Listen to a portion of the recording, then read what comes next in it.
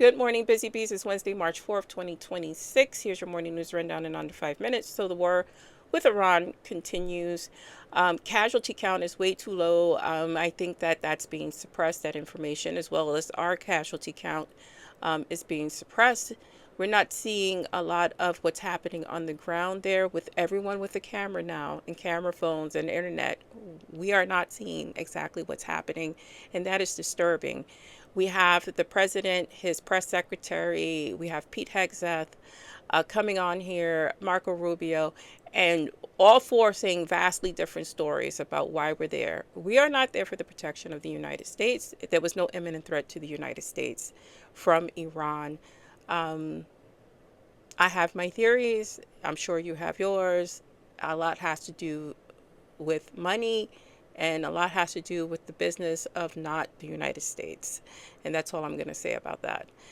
Roughly 1,500 Americans are seeking evacuation assistance from the U.S. government. The embassies are not responding. There's no evacuation attempts in place or plans in place as of yet. And so we are just watching. President Trump, instead of getting congressional approval, told Congress Iran will soon be hit with overwhelming firepower, meaning that they're going to obliterate more people and structures and children. Yeah. We have the FCC, who is a hardliner to the right, just suspending monopoly rules to allow the Nexstar merger to happen for local television stations in the United States, becoming more conservative. We also have the Paramount and Warner Brothers merger going through for the Ellison family, which is going to turn our televisions more conservative. And for me, it all started with a show on CBS called God Friended Me. When I started seeing that show and I started seeing other shows with a religious undertone, I was like, CBS is getting turned off. And my husband thought I was crazy. I was like, I don't like this feeling I get when I watch this. It feels like something is being forced upon me that I don't like. And I was correct.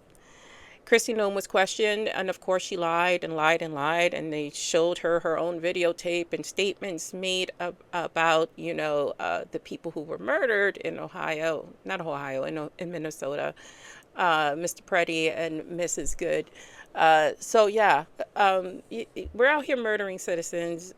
Your force, your DHS ICE force is out here murdering citizens, murdering immigrants who are doing it the right way, who have status, and that's just it. It just is what it is. You have concentration camps. Are we tired yet?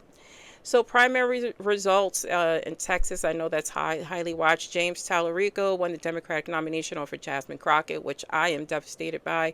I don't trust this guy. He's more of the same. I don't care if he comes under a Democratic flag. He is the same as a Republican, period. Texas state Republican primary, John Cornyn and Ken Paxton will advance to a runoff. Texas Governor Democratic primary, State Representative Gina Hinojosa won the Democratic nomination and will face Greg Abbott in November. Other races of note: North Carolina Senate primary, former Governor Roy Cooper won the Democratic primary there and will face Michael Whatley in the general election. There are other primaries that took place. I suggest you go and look them up and get informed, because we need to stay informed. So stay smart, stay safe, stay informed. This is your morning news rundown. Let me know your thoughts. And again, we're being suppressed on this app. I have 2 videos that I posted last night, and they have less than 10 views each.